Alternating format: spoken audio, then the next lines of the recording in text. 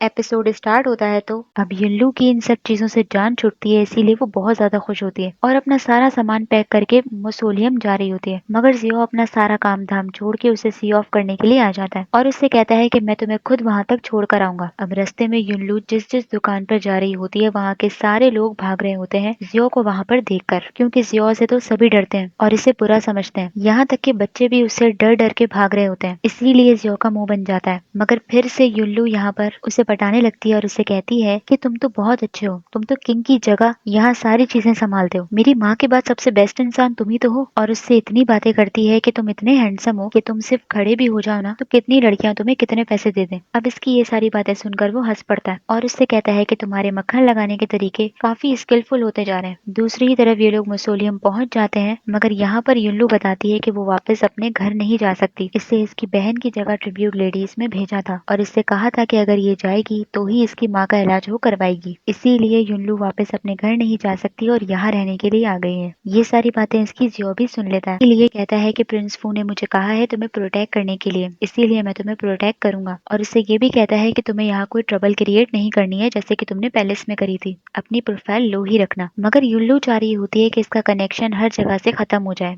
यानी कि प्रिंस फू से और जियो से दोनों से खत्म हो जाए और ये अपनी जिंदगी सुकून से जिए। मगर जियो तो इसकी जान नहीं छोड़ने वाला होता और इससे कहता है कि मैं तुमसे नेक्स्ट मंथ 15 तारीख को यहाँ मिलने के लिए आऊंगा। वो उसे मना भी कर रही होती है मगर वो उसकी एक नहीं सुनता। अब युल्लू को ऐसा लगता है कि ये शायद मुझे फेवर इसलिए कर रहा है क्योंकि इसने पहले मुझ पर काफी टाइम बर्बाद किया है, इसीलिए ये शायद मुझसे आगे बदला भी ले सकता है। और वहाँ जियो ऑर्डर दे देता है कि युल्लू का खास ख्याल रखा जाए। दूसरी तरफ युल्लू जब अंदर आती है तो इसकी मुलाकात ली से होती है और ये भी ट्रिब्यूट लेडीज में से एक होती है, जिसे युल्लू शुरू के एपिसोड्स में बचा लेती है। यहाँ ये युल्लू को देखकर बहुत खुश हो रही होती है क्योंकि ये भी यहीं रहती है। साथ ही साथ ये युल्लू को बताती है कि इस मौसोलियम का हेड लियू नाम का शख्स है। ये लियू के बारे में बातें कर ही रही होती है कि इतने में लियू खुद ही आ जाता है और आते ही ली को अपने साथ लेके जाने का कहता है कि तुम्हारा जो ब्रेसलेट खो गया था ना वो मेरे कमरे में है, आओ तुम मुझसे ले लो। मगर ली डर रही होती है उसके साथ जाने में और युल्लू ये समझ जाती है, इसीलिए ली की हेल्प करती है और इससे कहती है कि तुम्हारा जो ब्रेसलेट खोया था वो मेरे पास है, आओ मैं तुम्हें दे देती हूँ। और ये कहकर वो उसे अपने साथ ले जाती है। अब यहाँ की सारी लड़कियां इस लियू से डरती हैं, इसीलिए ये चाह रहा होता है कि युल्लू भी इससे डरे, मगर ये ऐसा कर नहीं सकता क्योंकि इसे ऑर्डर दिया गया होता है इसका ख्याल रखने को। मगर किसी को भी ये मालूम नहीं होता कि ऑर्डर जियो ने दिया है, इसीलिए बस ये सोचता है कि इसके पीछे कोई बड़ा बंदा है। दूसरे दिन यहाँ ये सारी लड़कियों को क्लासेस दे रहा होता है, मगर उस क्लास में युल्लू लेट पहुंचती है, इसीलिए सजा के तौर पर जानबूझकर उसे मैनर्स सिखाने के लिए उसे अंडरग्राउंड पैलेस भेजने लगता है, जहाँ पर लेट किंग की कब्र बनाई हुई है। ये बात सुनकर युल्लू हैरान हो जाती है क्योंकि अंडरग्राउंड पैलेस की अफवाह होती है कि जो भी वहाँ जाता है वो सही सलामत वापस नहीं आता, क्योंकि शायद वहाँ भूत प्रेत है। इसीलिए लियू कहता है कि अगर तुम जाना नहीं चाहती तो तुम्हारी जगह ली को भेज देते हैं। ली तो फौरन डरने लग जाती है। अब ली को बचाने के चक्कर में युल्लू फौरन चिल्लाकर कहने लग जाती है कि हाँ मैं ली के साथ जाने के लिए तैयार हूँ। युल्लू को जोर से चिल्लाता हुआ देखकर वो भी शॉक हो जाता है कि यहाँ पर कोई भी लड़की इतनी ऊंची आवाज में उससे बात नहीं करती, मगर ये तो यहाँ चिल्ला रही है। अब युल्लू ली के साथ अंडरग्राउंड पैलेस तो आ जाती है, मगर वो जरा नहीं डर रही होती और वहाँ बैठ के चिल कर रही होती है। अब ली तो काफी डर रही होती है, इसीलिए युल्लू कहती है कि अगर तुम भूत प्रेत को भगाना चाहती हो तो कहते हैं कि अगर हम इविल लोगों का नाम लें तो भूत प्रेत खुद ही भाग जाते हैं। इसीलिए ये दोनों जियो का नाम ले लेकर इविल स्पिरिट को दूर कर रही होती है। दूसरी ही तरफ जियो युल्लू से मिलने के दिन गिन रहा होता है और लियान जूबर जो कि नैनियान के प्रिंस का भाई है उस पर नजर रखने को इसलिए कह रहा होता है क्योंकि इससे मालूम होता है कि नैनियान का प्रिंस अपने भाई को बचाने के लिए अपने लोग जरूर भेजेगा और उन्हीं लोगों को जियो पकड़ना चाहता है ताकि उन्हें इन्वेस्टिगेट कर सके। अब जियो को पता चलता है कि लियांगजू ने अपने लिए एंटरटेनर बुलाए हैं, तो जियो को इस बात पर शक होता है और वहाँ लियांगजू को दिखाया जाता है। उसे एंटरटेनर्स का काम पसंद नहीं आ रहा होता है, इसीलिए उनसे चाकू लेकर जाने लगता है। इतने में जियो आ जाता है और वो सबसे पहले उससे चाकू ही छीनता है। उस चाकू के अंदर से पाउडर निकलता है जो कि पॉइजन होता है और ये मिलते ही जियो उन सब एंटरटेनर्स को पकड़ लेता है। मगर जियो ने अभी तक इस लियांगजू पर कोई पाबंदी नहीं लगाई हुई हो, वो इसे खुला रखा हुआ होता है मगर इस पर नजर भी रखा हुआ होता है। वहाँ ली को ऐसा लग रहा होता है कि वो दोनों डर रही होंगी और वहाँ से बाहर निकलने के लिए रिक्वेस्ट कर रही होंगी, मगर ऐसा कुछ नहीं होता। इससे पता चलता है कि वो दोनों तो वहाँ चिल कर रही हैं और ऐसा ही होता है। युल्लू और ली दोनों ही बैठ के वहाँ पत्ते खेल रही होती है। जैसे ही लियू अंदर आता है और युल्लू के हाथ में कैंडल देखता है तो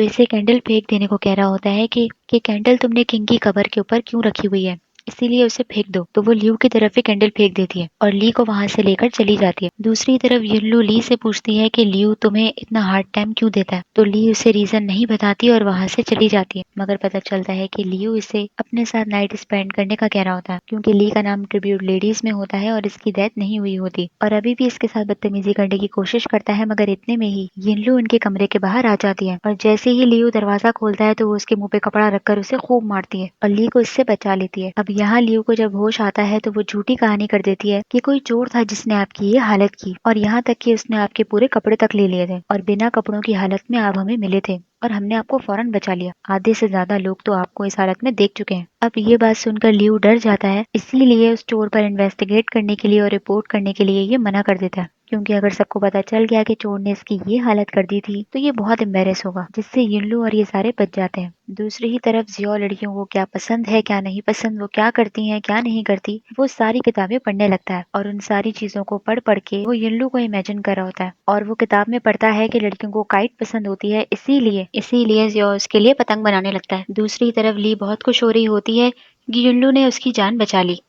और उसे ऐसी दोस्त मिल गई जो उसकी केयर कर रही है। साथ ही साथ इन दोनों को वहाँ उन सारी ट्रिब्यूट लेडीज की कबर नजर आती है और उनकी कबर तक सही तरीके से नहीं बनाई गई होती, क्योंकि वो लोग लो बैकग्राउंड की होती हैं। तो ये देखकर युनलू अपने पास्ट के बारे में सोचने लगती है और यहाँ जियो की मदर को दिखाया जाता है और जियो के फादर और मदर की आपस में बहस हो रही होती है और ये कह रही होती है कि अगर हम आपको इतने ही बुरे लगते हैं तो मैं अपनी बेटी को लेकर यहाँ से जा रही हूँ और अपनी बेटी को ये जियोइंग कहकर बुला रही होती है, जबकि होती है युनलू ही है मगर इसका नाम चेंज होता है। तो युनलू का फादर फौरन मना कर देता है और कहता है कि तुम लो बैकग्राउंड से थी, मैंने तुम्हें अपना नाम दिया है और अच्छी जिंदगी दी है, तुम और तुम्हारी बेटी अपनी मर्जी की जिंदगी नहीं जी सकती। इसीलिए वो अपनी बेटी से कहती है कि तुम जैसे ही बड़ी हो जाओ तो यहाँ से फौरन चली जाना और अपनी मर्जी की जिंदगी जीना, फ्रीली जिंदगी जीना। यही बात सोच के युनलू गुस्सा कर रही होती है कि हम अपनी मर्जी की जिंदगी क्यों नहीं जी सकते, सिर्फ इसलिए क्योंकि हम वुमेन है। दूसरी ही तरफ जियो ने जिस एंटरटेनर को पकड़ा था जो कि नैनियान के प्रिंस के स्पाई थे, उनको इन्वेस्टिगेट करने लगता है और इनसे पूछता है कि नैनियान का प्रिंस जो सीक्रेट सर्विसेज चला रहा है वो किस चीज से चला रहा है, कोई तो चीज होगी। तो ये लोग जियो को बताते हैं कि वो कोई जेड यूज कर रहा है जो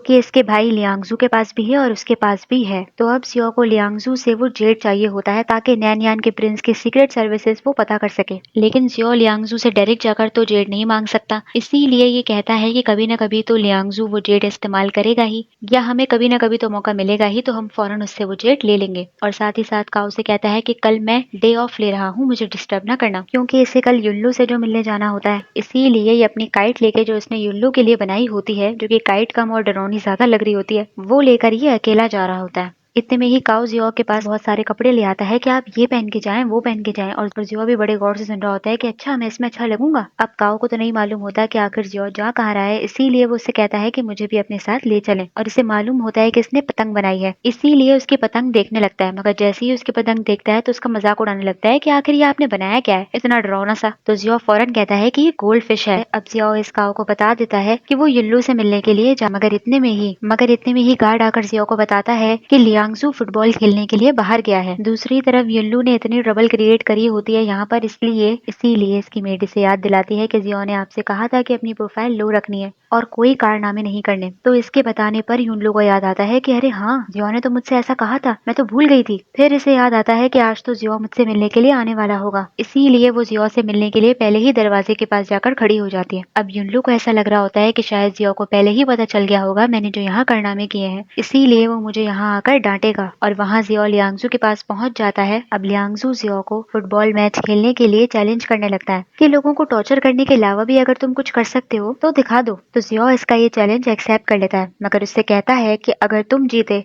तो मैं तुम्हें अपना जेट दे दूंगा, लेकिन अगर मैं जीता तो तुम्हें अपना जेट मुझे दूंगा। और इस तरीके से इन दोनों का फुटबॉल मैच स्टार्ट होता है। मगर जियो को तो फुटबॉल मैच खेलना नहीं आता, इसीलिए वो हार रहा होता है। और इतने में ही वहां पर वैन वैन आ जाती है, और वैन वैन तो फुटबॉल गेम की चैंपियन होती है, और जियो को हारता हुआ देखकर वो जियो की जगह खेलने के लिए आ जाती है। और जब वैन वैन और लियांगजू का मैच होता है तो वो उसे बड़े मजे से हरा देती है, और इस तरीके से लियांगजू का जेट वैन वैन को मिल जाता है और यही एपिसोड खत्म हो जाता है। तो आप लोग मुझे बताइए आप लोग को एपिसोड कैसी लगी। लाइक करना ना भूलिए, सब्सक्राइब भी जरूर कीजिए। Thank you so much.